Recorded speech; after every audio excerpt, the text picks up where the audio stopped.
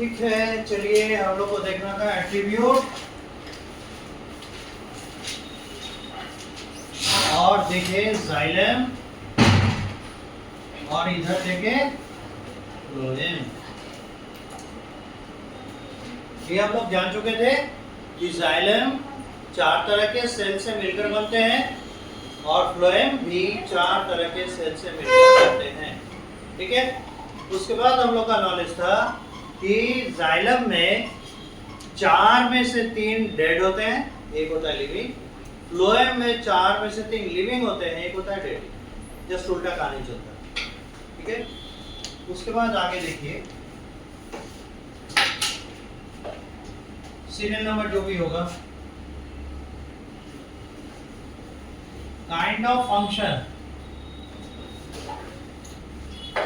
ये भी करता है ट्रांसपोर्ट और ये भी करता है ट्रांसपोर्ट। तो चूंकि कंपेयर कर रहे हैं, दोनों में सिमिलरिटी आ गया। अब देखिए ट्रांसपोर्ट करता है तो किस चीज का ट्रांसपोर्ट? तो आगे देंगे transportable material. Transportable material xylem में होता है वाटर एंड मिनरल, एंड यहां आप लोग जान लीजिए सम फाइटो हॉर्मोन्स। ठीक है, एक नया टर्म मिला। और फाइटो मीन्स होता है प्लांट, हॉर्मोन्स हार्मोन यानी प्लांट के हॉर्मोन्स। ये हार्मोन दरअसल है क्या? ये ग्रोथ प्रोमोटर्स हैं।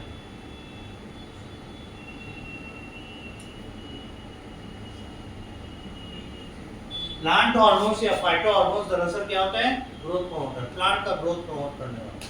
तो बहुत सारा फाइटो हार्मोन रूट में बनता है जो कि नीचे से ऊपर की ओर जाता है। और इसका ट्रांसपोर्टेबल मटेरियल होता है शुगर, द फूड। इसका ट्रांसपोर्टेबल मटेरियल होता है शुगर। अब आगे देखिए ट्रांसपोर्ट तो कर ही रहा है, डायरेक्शन क्या होगा? डायरेक्शन ऑफ ट्रांसपोर्ट ये होता है फ्रॉम रूट टू लीफ, सीधा। स्टेम में इसका कोई काम नहीं है, इसलिए स्टेम को बाईपास करते हुए, स्टेम से होते हुए सीधे ये लीफ तक पहुंच जाता है। और इसका होता है फ्रॉम लीफ टू स्टेम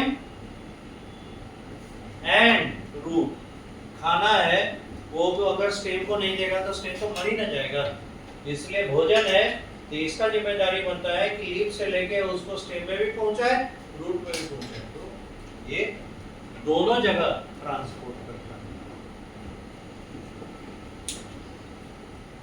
यहां तक नोट कीजिए। इस तरीके से अगर जाइलम और फ्लोएम के बारे में हम लोग कंपैरेटिव स्टडी करते हैं तो एक ग्रॉस आइडिया मिल जाता है। और इतना आइडिया हम लोग को 9th के नॉलेज के बेसिस पे है। अब 11th का एडिशन बिठा दे पूरा।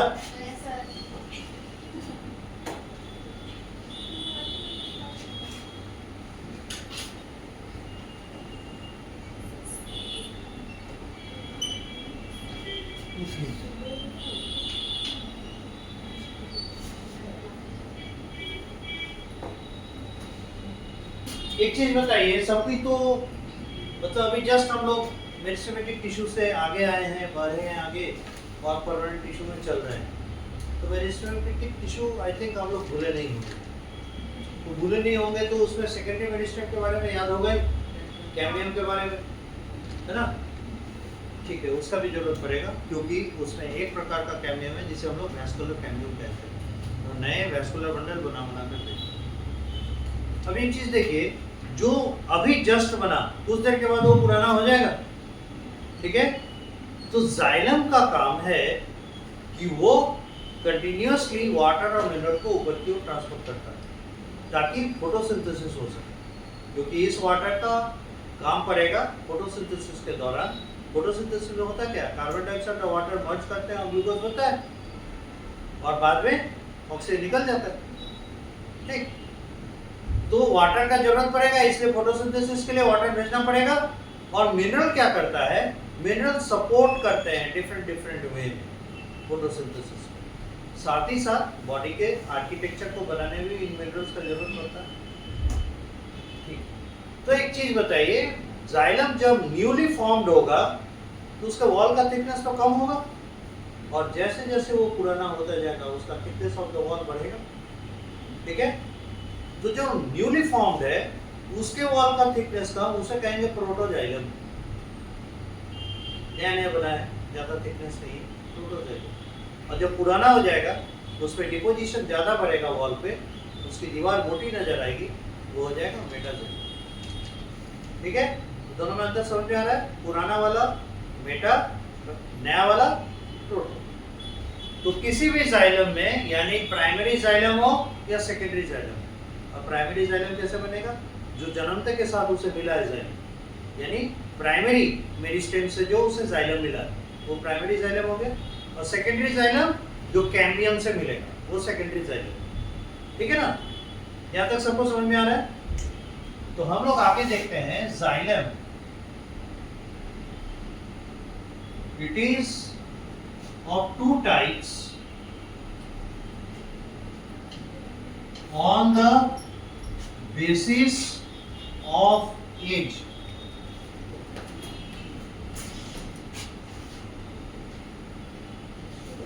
It is newly formed or not old, then it is protoxylem। ये नया नया बना है और पुराना नहीं हुआ है, ज्यादा पुराना नहीं हुआ है, तो इसे प्रोटोजाइलम कहेंगे। It will have lesser deposits at its wall, so the wall thickness is less। Agree करते हैं सभी? यहां तक समझ में आ गया? तो प्रोटोजाइलम की बात क्या है कि इसका वॉल थिकनेस कम होगा, लेकिन जैसे ही पुराना होने लगेगा डिपोजिशन और बढ़ेगा, दीवार पे डिपोजिशन बढ़ेगा, तो क्या कहलाएगा ये अब metaxylem. When the xylem becomes older, पुराना होता है, deposits at its wall increases, बढ़ते चले जाते हैं। So wall thickness increases and now it is termed as, या कहा जाता है termed as metaxylem। ये एक जानकारी होगी। ठीक, जिस तरीके से प्रोटोजाइलम मेटाजाइलम होते हैं उसी तरह से फ्लोएम भी होते हैं। पर क्या होता है, फ्लोएम का प्रोटोफ्लोएम और मेटाफ्लोएम में बहुत ज्यादा आपको अंतर नजर नहीं आएगा। रीजन क्या है, वो जैसे जैसे मैच्योर करेगा वैसे वैसे उसमें सीड ट्यूब मेंबर, फ्लोएम के स्ट्रक्चर हम लोग देखेंगे थोड़ा सा, सीड ट्यूब मेंबर उसमें थोड़ा और प्रोनाउंस होगा, उसमें क्या होगा, ट्रांसपोर्ट करने की क्षमता बढ़ती जाएगी। इसलिए फ्लोएम के लिए प्रोटोफ्लोएम और मेटाफ्लोएम बहुत ज्यादा मैटर नहीं करता है, वो मोर और लेस सिमिलर ही रहते हैं। तो फ्लोएम एज सच फ्लोएम रहता है। ठीक है, अब है क्या, ये क्यों इंपॉर्टेंट है, क्योंकि इसका अरेंजमेंट, प्रोटोजाइलम और मेटाजाइलम का अरेंजमेंट रूट में, स्टेम में और लीफ में अलग अलग, राइट। जाइलम के लिए ये पहला इंपॉर्टेंट पार्ट है, जाइलम के लिए दूसरा important part, in root the protoxylem remains towards outside बाहर की तरफ, मेटाजाइलम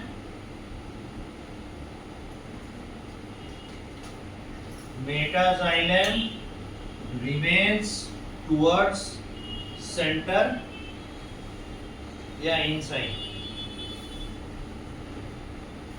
ये रूट में, ठीक है। खासियत क्या है, दिस अरेंजमेंट, इसका एक नाम है, this arrangement is called exarch arrangement.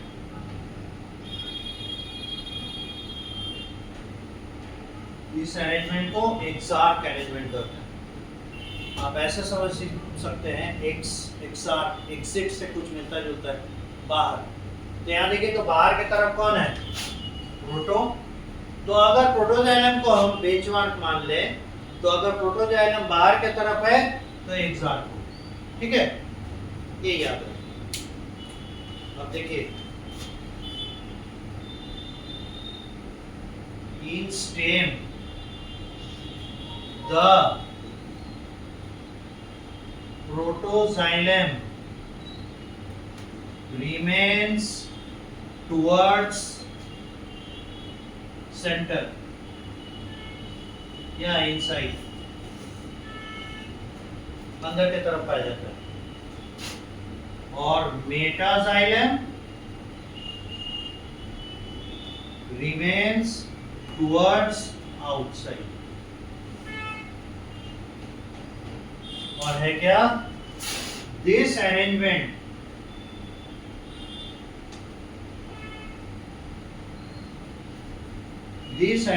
Of xylem is called एंडार्क arrangement। इस अरेंजमेंट को एंडार्क अरेंजमेंट कहते हैं, ये याद रखिएगा। एक्सार्क एंडार्क, ये पहचान करने में हम लोग को बहुत काम आएगा और इसका बहुत जरूरत पड़ेगा। एनसीईआरटी बुक पे देखिएगा, इससे रिलेटेड क्वेश्चंस, राइट। तो देखिए, हम लोग यहाँ क्या कहे कि भाई हम अगर रेफरेंस पॉइंट है ना, बेंचमार्क, इसी को ले लें प्रोटोजाइलम को, तो यहाँ देखिए तो प्रोटोजाइलम कहाँ फिट हो रहा है, सेंटर की तरफ। एंडो मतलब क्या होता है, देखे है ना, एंडोसाइटोसिस, एक्सोसाइटोसिस। एंडो मतलब अंदर की तरफ ले गए, एक्सो मतलब बाहर। एक्सार्क, एग्जिट, तो मिलता जुलता है ना। तो बाहर की तरफ जब प्रोटोजाइलम रखा जाएगा, एक्सार्क अरेंजमेंट रूट पे हो गया, और अंदर की तरफ जब प्रोटोजाइलम रखा जाएगा, एंडार्क अरेंजमेंट, स्टेम हो गया, याद रहेगा। और लीफ भी स्टेम की तरह ही एंडार्क अरेंजमेंट, एंडार्क सी कर दीजिएगा, एंडार्क xylem is also found in leaf। अब आप नोट कर सकते हैं इस xylem के बारे में इंपॉर्टेंट जानकारी है। तो ये तो था xylem के अरेंजमेंट, प्रोटोजाइलम, मेटाजाइलम, और उसके बेसिस पे प्रोटोजाइलम, मेटाजाइलम के बेसिस पे, यानी कि जाइलम का क्लासिफिकेशन, मतलब जाइलम को कैसे हम बुलाएंगे, एक एक्सार्क सिचुएशन में है कि एंडार्क सिचुएशन में है। तो देखिए, अगर हमको कहीं है ना टिश्यू का सैंपल मिलता है और हम आइडेंटिफाई कर पाते हैं कि ये एक्सार्क वाला है, जाइलम इसका एक्सार्क वाला है, तो कहाँ से लिया गया होगा, may be from the stem, maybe from the leaf, या ना, definitely from the root, क्या लिखे, एक्सार्क definitely from the root। अगर एंडार्क मिलेगा तो हम कंफ्यूजन में हो सकते हैं, हो सकता है ये स्टेम से लिया, हो सकता है ये लीफ से लिया, लेकिन एक्सार्क मिले, sure shot it is from the root. ऐसा क्यों हम लोग कर रहे हैं, इस पे ऊपर हम लोग स्ट्रेस क्यों दे रहे हैं, क्योंकि हम लोग को क्वेश्चन कैसे देता है, एक सैंपल दे देगा, बोलेगा ये कैरेक्टर है, आप पहचानिए ये मोनोकॉट या डाइकॉट, रूट, स्टेम, लीफ क्या है, यानी 6 में से कौन होगा। ये पहला क्राइटेरिया पता चला कि अगर स्टेम है और लीफ है तो जाइलम उसमें इंडार्क दिखेगा। तो इंडार्क दिखा अगर तो हम रूट को आइसोलेट कर देंगे और नैरो डाउन करके कहां तक ले आए, लीफ और स्टेम के बीच। ठीक है, अब देखिए आगे, ये तो जाइलम का था।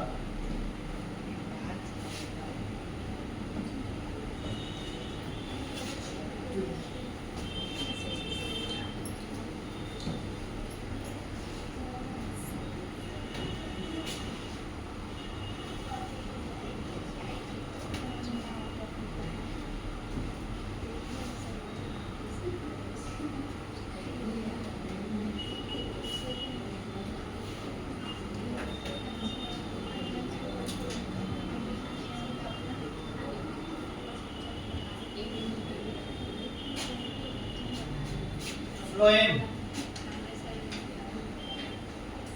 and xylem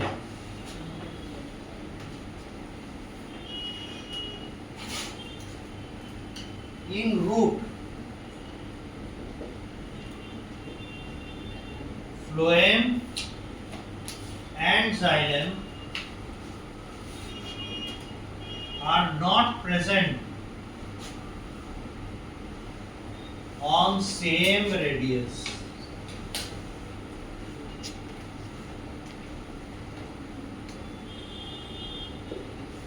अब यहाँ पे एक चीज सोचना है, पहले लिखिए इसको।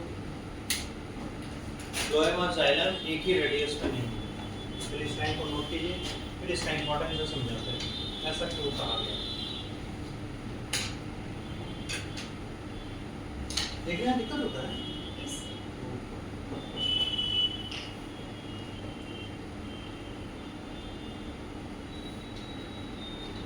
तो फ्लोएम एंड जाइलम की खास बात क्या है, ये रूट में एक रेडियस पे नहीं होते, यानी कोई तो होगा जो एक ही रेडियस पे होगा। ठीक है, तो सवाल ये उठता है, आप स्ट्रेट लाइन क्यों बोलना नहीं चाहते हैं, क्यों बोलते हैं रेडियस? पहली बात तो ये दिमाग में आना चाहिए, व्हाई इट इज रेडियस। क्या ये अरेंजमेंट सर्कुलर है? तो देखिए, तो कभी भी आप स्टेम को कट करते हैं इस तरीके से, मान लीजिए चौड़ा सा पेड़ है, ऐसे करके काटे, रफली सर्कुलर नहीं नजर आ रहा है, रफली सर्कुलर तो है।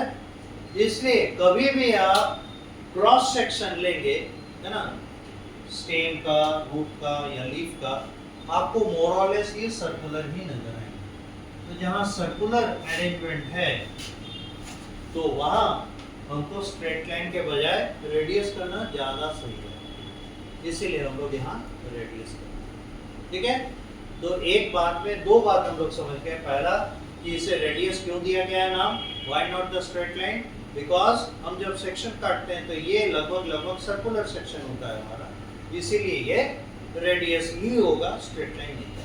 नंबर 1। नंबर 2, अगर ये रेडियस पर एक रेडियस में नहीं है तो कैसे दिखाई देंगे, वो देखिए। तो वही बोले ना, जैसे हम लोग सर्कुलर लेते हैं तो आप पाएंगे क्या, अगर इस तरफ फ्लोएम है तो अलग साइड में जाइलम दिखेगा, फिर इधर अगर फ्लोएम है इस साइड में जाइलम दिखेगा, इधर अगर फ्लोएम दिख रहा है इस साइड में जाइलम दिखेगा, एंड सो ऑन। तो अगर ये सेंटर है तो ये रहा फ्लोएम, ये रहा जाइलम, ये रहा फ्लोएम, ये रहा जाइलम, ये रहा फ्लोएम, ये रहा जाइलम। तो इस सेंटर से इसको मैच करने वाला या टच करने वाला ना, इन सब के लिए अलग अलग है। तो this is what is said that the xylem and phloem are not present over the same radius in root. ये रूट की कहानी है, इन ए रूट। ठीक है, और ये देख रहे हैं सर्कुलर दिख रहा कैसे, इसको ऐसे काटा गया, क्रॉस सेक्शन, हॉरिजॉन्टल सेक्शन काटा, इसीलिए। तो ये चीज ये शो कर रहा है। ठीक है, ऐसे अरेंजमेंट का नाम क्या है, this kind of arrangement of xylem and phloem. Xylem को इन शॉर्ट XY और फ्लोएम को इन शॉर्ट PH हम लोग लिखते हैं। ठीक है, कहीं एक जगह मेंशन कर दीजिएगा, उसके बाद आगे बढ़ते रहिएगा। और xylem and phloem is called radial arrangement.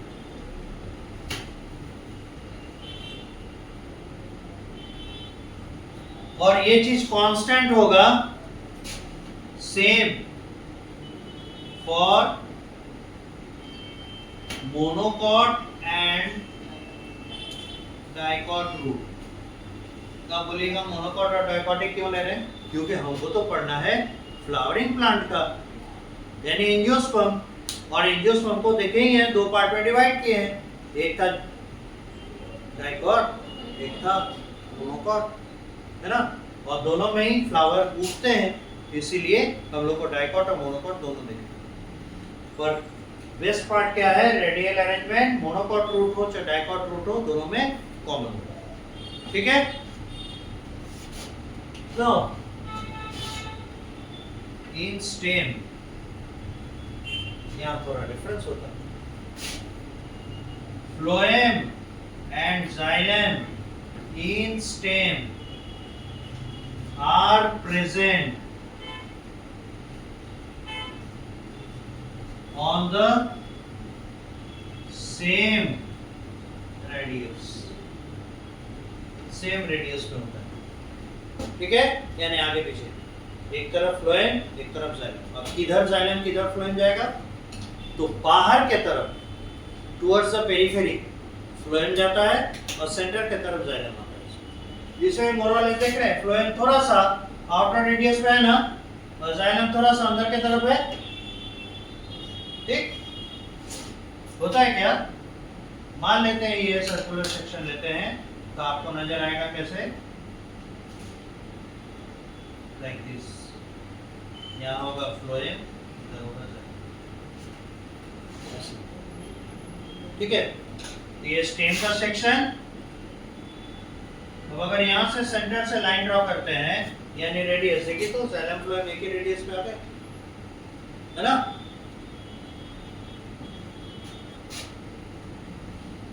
This kind of arrangement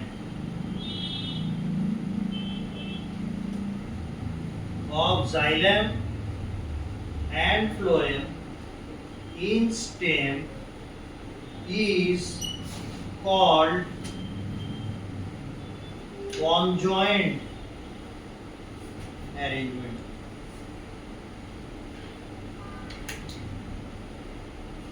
xylem और फ्लोएम का इस तरह का अरेंजमेंट कहलाता है, सजावट कहलाता है कॉन्जॉइंट।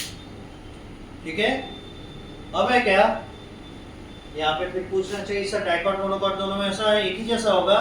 कॉन्जॉइंट तो दोनों में होगा फॉर श्योर, लेकिन होता है क्या, मोनोकॉट में फ्लोएम और जाइलम के बीच में कोई भी लेयर एक्स्ट्रा, कोई किसी तरह का सेल का लेयर नहीं है, जबकि डाइकॉट में जाइलम और फ्लोएम के बीच में एक लेयर ऑफ सेल पाया जाता है, उसे कहते हैं वैस्कुलर कैम्बियम, या उसे सिंपली कैम्बियम कहेंगे, not the vascular cambium, cambium कहेंगे। तो आपको कैम्बियम सुनते ही याद आना चाहिए क्या, ये तो मेरिस्टेमेटिक होगा, बिल्कुल। और ये कैम्बियम चुपचाप पड़ा हुआ रहता है, फंक्शन नहीं करता शुरुआती दौर में, कोई फंक्शन नहीं करता। बाद में जब एक बार डेवलप कर जाता है, प्राइमरी ग्रोथ पूरा हो जाता है, तब इसको सपोर्ट मिलता है अगल बगल से कैम्बियम का। उस समय सेकेंडरी कैम्बियम जन्म लेते हैं और कैम्बियम रिंग बनाते हैं, तब ये दिखाता है कि वैस्कुलर कैम्बियम क्या है। अभी वैस्कुलर कैम्बियम अधूरा है। ठीक है, और प्राइमरी ग्रोथ में, प्राइमरी ग्रोथ के दौरान, प्राइमरी ग्रोथ किससे होगा, प्राइमरी ग्रोथ होगा एम्ब्रायो से, सीड में से, सीड में से पनपने के बाद जब ये एग्जिस्टेंस में आएगा, उस समय डाइकॉट वाले में जाइलम और फ्लोएम के स्टेम में जाइलम और फ्लोएम के बीच में एक पट्टी नुमा स्ट्रक्चर रहेगा, उसको कहेंगे कैम्बियम का प्रेजेंस। ठीक है, तो यहाँ आगे देखिए, पहले यहाँ तक नोट कर लो, उसके बाद फिर आगे। ये बहुत कॉन्सेप्चुअल है, बहुत हाईली रेटेड स्कोप है उसका।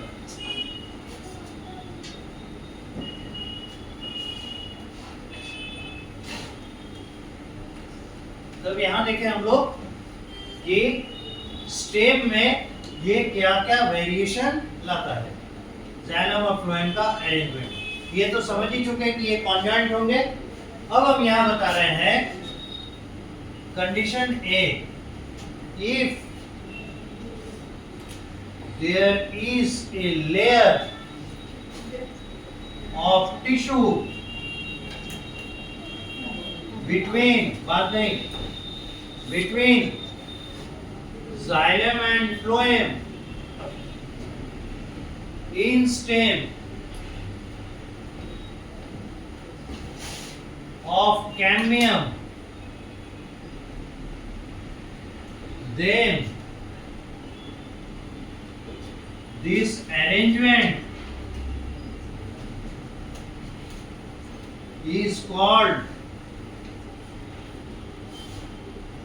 conjoined and open, found in dicot stem। याद रखिएगा। तो स्टेम में डिस्टिंक्शन करने के लिए सिर्फ जाइलम हमारे लिए काफी नहीं होगा, बल्कि जाइलम में देखना होगा जाइलम के साथ फ्लोएम कैसे बिहेव कर रहा है। अगर जाइलम और फ्लोएम दोनों एक दूसरे के आगे पीछे खड़े हैं, यानी बाहर की तरफ फ्लोएम, अंदर की तरफ जाइलम और बीच में एक पट्टी है कैम्बियम का, देन इट इज ओपन, और ये कहलाएगा conjoint and open. B, if there is no cambium between xylem and phloem in stem, then it is conjoined and closed। तभी कहलाएगा conjoined and closed, found in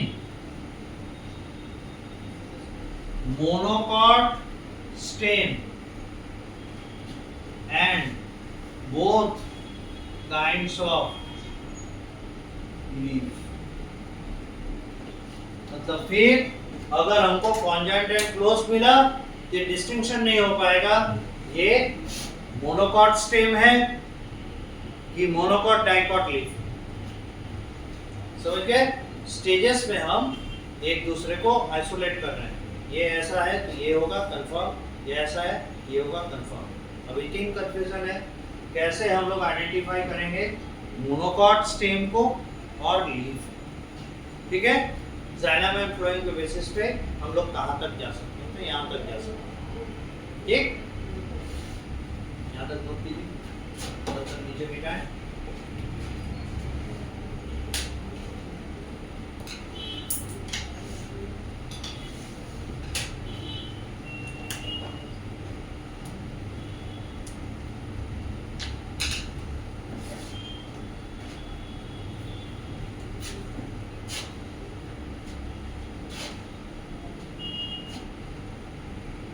C, in dicot stem the vascular bundle मतलब xylem and phloem is arranged in ring। वाह, ये confirm करता है कि आपको अगर ये मिल गया, रिंग अरेंजमेंट है और ओपन है, conjoint and open, then it is dicot stem. क्या कर रहा है? Dicot stem vascular bundle is arranged in ring. यानी एक सेक्शन अगर लेते हैं, ऐसे कॉनिकल सेक्शन लिए, केक कैसा होता है? गोल होता है ना, तो काटते हैं ऐसे ही ना, तो एक सेक्शन निकाल लिए तो आपको दिखाई देगा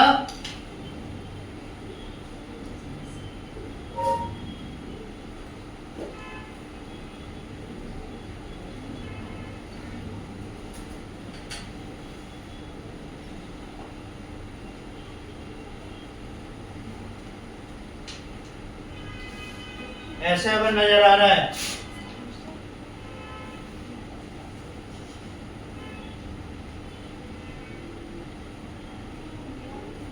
ये क्या हो जाएगा, ये है फ्लोएम बाहर की तरफ, ये है xylem. P for phloem, X for xylem, P for phloem, X for xylem, P for phloem, X for xylem. ये देख रहे हैं रिंग जैसा लग रहा है, ये पूरा हुआ तो कैसा होगा, सर्कुलर हो जाएगा। तो conjoint open and ring line arrangement, this is confirmation of dicot stem. ठीक, how about the monocot stem? In monocot stem, the vascular bundle यानी xylem and phloem is scattered in the tissue.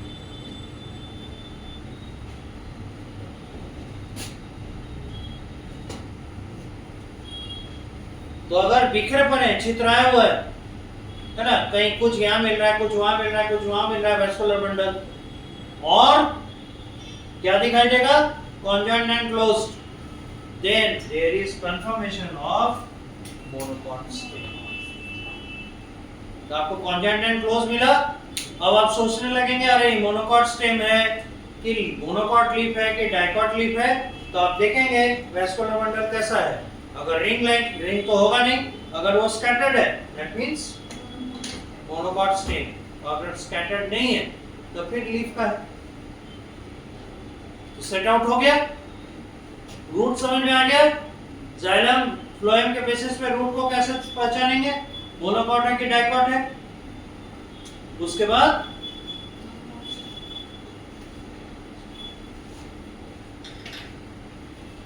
यहां तक कीजिए।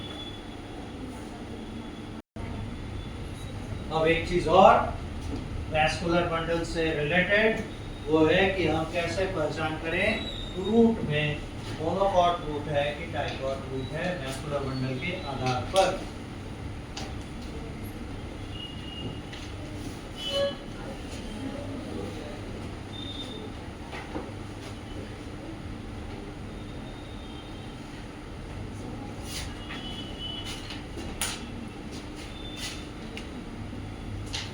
In root,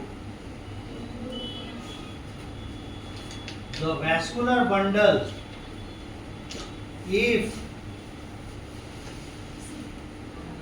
present in 3 to 4 rows, रो में कतार, then it is a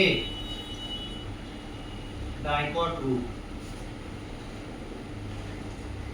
अगर 3 या 4 कतार में वैस्कुलर बंडल पाए गए, और वैस्कुलर बंडल में भी स्पेशली कौन,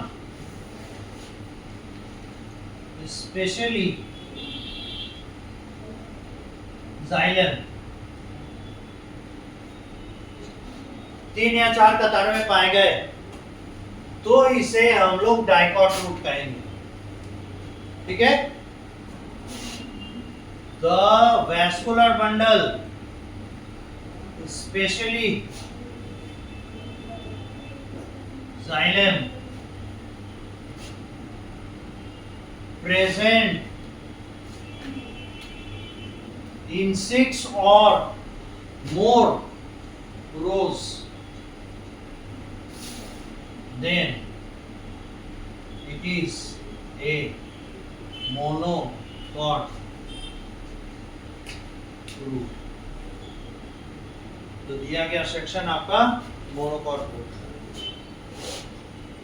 ठीक है, पर लीफ में वैस्कुलर बंडल का अरेंजमेंट काफी नहीं होगा, उसमें कुछ और चीजें चाहिए होंगी जिससे हम उसको आइडेंटिफाई कर पाएंगे कि मोनोकॉट लीफ है या डाइकॉट।